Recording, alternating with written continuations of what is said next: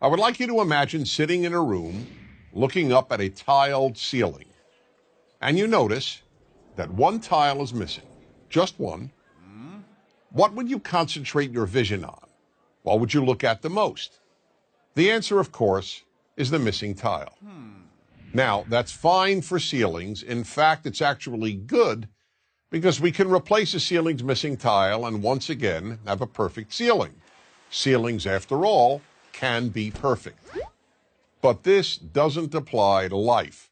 Most of what is missing in our lives, or what we think is missing, cannot be replaced. Unlike a ceiling, life can never be made perfect.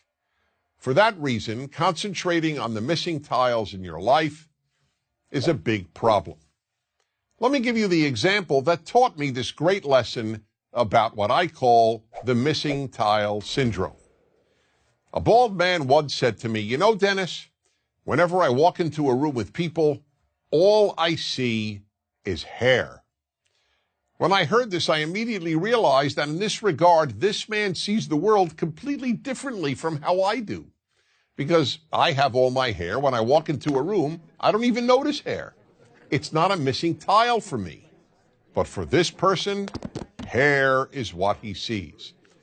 This applies in some way to everyone.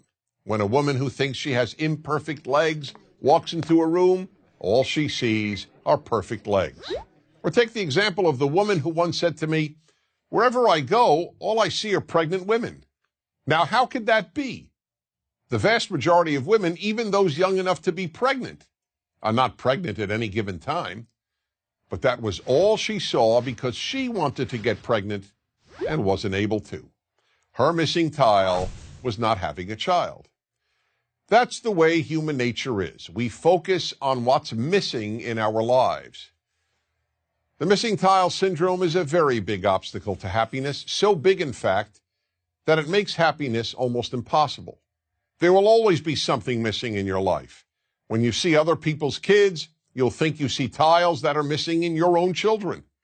Gee, why can't my kid study as hard, or be as polite, or be as bright, or be as good-looking, or be as athletic?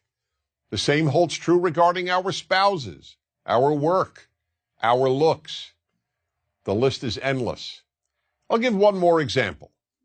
When I was single and looking to find the right woman, I wanted to first identify the most important trait to look for in my future wife. So after almost every date, I would call my best friend Joseph and announce, "Joseph, tonight I identified the most important trait in a woman." And he would always say, "Okay, Dennis, what is it?" And then patiently listen.